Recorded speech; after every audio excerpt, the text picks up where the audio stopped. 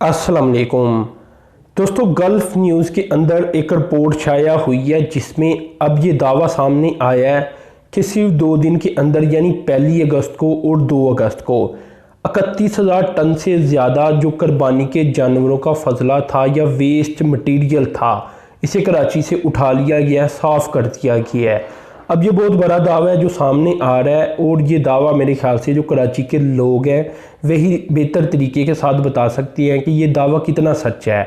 Gulf news कोई छोटा मोटा अखबार नहीं है, पूरी दुनिया में पढ़ा जाता है। और मैं आपको ये बता दूं कि गल्फ़ न्यूज़ की खुद की ये रिपोर्टिंग नहीं, गल्फ़ न्यूज़ ने असल में कुछ इंटरव्यूज़ लिए हैं वहाँ के जो मुख्तलिफ महकमे हैं उनके जो सरबराहान हैं उनसे, तो उनकी जानिब से ये दावा सामने आया है जो कि बहुत बड़ा दावा है। अब दोस्तों इधर मैं आपको बता दूं कि कराची के मसाइल भी कम नहीं। अगर देखा जाए तो 1 और 2 अगस्त यानी ईद के पहले 2 दिन यहाँ से अगर इतना फजला इकट्ठा उठा लिया गया 2 दिन के अंदर अंदर ही, तो फिर तो मेरे ख्याल से कराची काफ़ी साफ़ सुथरा नज़र आना चाहिए। इसके अलावा दोस्तों ये भी मैं आपको बता दूं कि कराची के असल में मसाइल हैं भी बहुत ज़्यादा।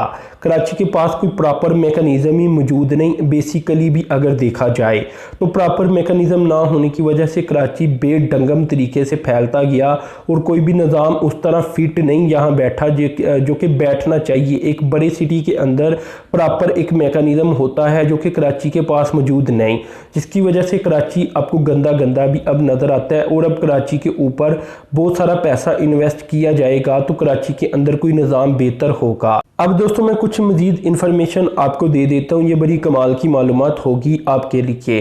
दोस्तों कराची के अंदर डेली बुनियाद के ऊपर 16,000 टन गार्बेज प्रोड्यूस किया जाता है। आप ज़रा अंदाज़ा लगा लें कि अभी मैंने आपको बताया कि ईद के 2 दिन के अंदर हमने कितना उठा लिया, 31,000 टन से ज़्यादा। लेकिन कराची के अंदर नॉर्मली वैसे ही 16,000 टन डेली बुनियाद के ऊपर कचरा प्रोड्यूस हो जाता है। अब इतना ज़्यादा कचरा कराची के अंदर प्रोड्यूस होता है, एक माह के अंदर आप ज़रा खुद ही अंदाज़ा लगा लें कि ये कितनी बड़ी अमाउंट बन जाती होगी। यानी कराची के अंदर बहुत बड़ा निज़ाम चाहिए इसे कंट्रोल करने के लिए, कराची को साफ़ करने के लिए। इसमें भी दोस्तों मैं आपको बता दूं कि 6,500 टन की अगर बात की जाए तो ये कमर्शियली और इंडस्ट्रियली गार्बेज बनता है। तो कमर्शियली और जो इंडस्ट्री का गार्बेज है वो भी काफ़ी ज़्यादा बन जाता है। अगर देखा जाए कराची मेरे ख्याल से अब इस तरह का शहर बन चुका है जहाँ बहुत बड़ी इन्वेस्टमेंट होगी तो उसके बाद ही जाकर यहाँ सफाई सुथराई का बेहतर निज़ाम आप कह लें कि मुतारफ़ करवाया जा सकेगा। अब दोस्तों इधर मैं ये भी आपको बता दूं कि वर्ल्ड बैंक ने कुछ प्रोग्राम कराची के लिए लॉन्च करने थे जो कि मैं आपसे कई बार शेयर भी कर चुका हूँ।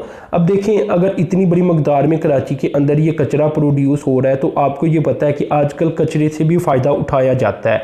कचरा भी रायगा नहीं जाता बल्कि वहाँ से बहुत सारी चीज़ें की जा सकती हैं, इलेक्ट्रिसिटी जनरेट की जा सकती है। इसके अलावा और भी बहुत सारे काम किए जा सकते हैं। तो वर्ल्ड बैंक की जानिब से कराची के लिए इसी तरह के कुछ मंसूबे थे और इस काम के लिए वर्ल्ड बैंक $200 मिलियन इन्वेस्ट भी करना चाहता था। अब दोस्तों क्यों नहीं पैसे इन्वेस्ट होते या क्यों नहीं कराची का निज़ाम बेहतर होता, ये तो कराची की लोकल गवर्नमेंट और सिंध गवर्नमेंट ही बेहतर जानती हैं और वही बेहतर बता सकती हैं। क्योंकि देखें अगर वर्ल्ड बैंक खुद ताउन करना चाहता है कराची के मसाइल को लेकर, तो अगर गवर्नमेंट संजीदा हो तो मुझे ऐसा नहीं लगता कि कराची के मसाइल काफ़ी हद तक हल ना हो जाएं, ठीक है ना। तो कराची के मसाइल हल करने के लिए गवर्नमेंट मेरे ख्याल से बदलनी पड़ेगी और कुछ ऐसे लोग सामने लाने पड़ेंगे जो कि पहली बार आए हों। अब देखिए अगर यहाँ प्राइवेट सेक्टर को ही इन्वॉल्व कर दिया जाए तो इतनी बड़ी मकदार के अंदर ये कचरा प्रोड्यूस किया जा रहा है तो ये कचरा वैसे ही वो उठाकर बिजली बनानी शुरू करते हैं, ठीक है ना। अगर कोई संजीदा हो कराची के मसाइल को हल करने के लिए, यानी जो कचरा कराची वाले फेंकती हैं ये भी पैसे रखता है, ये भी आप कह लें कि एक कीमत रखता है। तो इस कीमत को पे भी किया जा सकता है, मुख्तलिफ जो प्राइवेट सेक्टर है वो पे कर सकता है और इसे बिजली बना सकता है जो कि फिर कराची का ही फ़ायदा होगा। लेकिन असल में यहाँ बात आ जाती है कमिटमेंट की। अगर कराची के मसाइल को हल करना ही कोई ना चाहता हो तो फिर क्या किया जा सकता है।